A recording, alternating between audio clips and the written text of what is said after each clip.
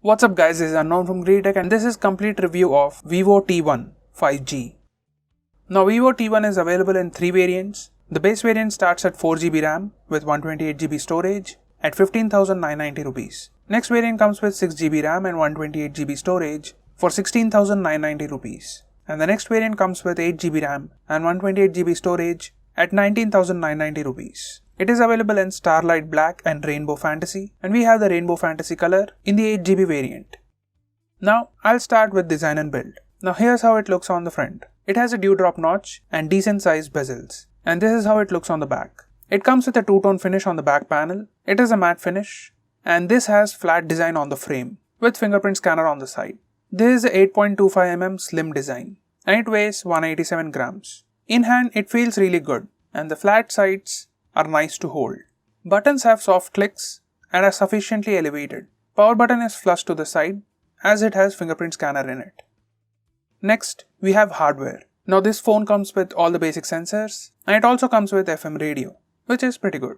Now this has hybrid SD card slot, so you can use 2 nano SIMs or 1 nano SIM and an SD card at the same time. As for security, the fingerprint scanner works pretty well. It is side mounted fingerprint scanner and it is fast. It unlocks almost instantly. As for face unlock, in good lighting conditions it is fast, unlocks almost instantly, and it is similar in low lighting conditions as well. In complete darkness, it is fast and sometimes takes a second or two. Overall, it works pretty well. I have also tested the auto brightness sensor and it works nicely. Sunlight legibility is good.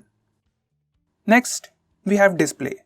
It comes with 6.58-inch IPS display with Full HD Plus resolution. It has 120Hz refresh rate and 240Hz touch sampling rate. Color reproduction, brightness, and sharpness are all pretty good. This one also has Wide1L1 support, which means you can stream your favorite shows and movies in HD.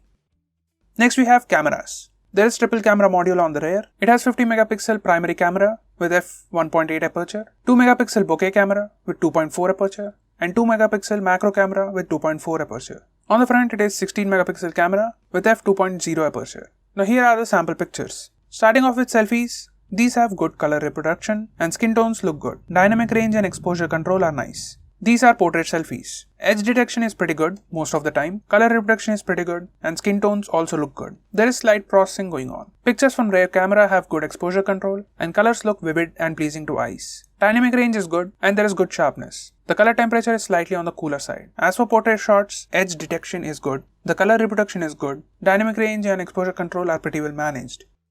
Next we have performance. It comes with Snapdragon 695 5G processor with Adreno 619 GPU. It has up to 8GB RAM and 128GB storage. It has low power consumption and also turbo cooling with 5-layer turbo cooling system. These are the AnTuTu and Geekbench scores. As for performance, the gaming on this phone is pretty good. The highest temperature after a game was 38 degrees and highest temperature after heat test was 41 degrees. And there were no heating issues. Approximately 15 minutes of gameplay consumed 3% of battery, which is pretty great. Overall, gaming was pretty smooth and I couldn't notice any lag. Apart from gaming, the performance on this phone is pretty good for a regular user as well. All apps are running smoothly and there are no issues.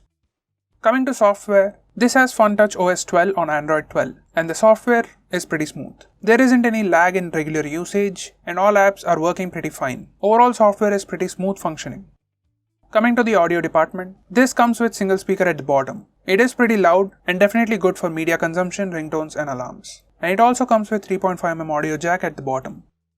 Let's look at the battery department. It comes with 5000 mAh battery and supports fast charging. It comes with 18 watts charger in the box. And as it has huge battery, it works pretty fine and it lasts for a long time. There is no issue with power consumption as well. To conclude, this phone comes with a good display, good performance, good cameras, and overall it is a pretty good phone, especially for the starting price of 16,000 rupees. What do you think about this phone? Let us know in the comments below. I'm Unknown from GreedyTech. Meet you in the next one.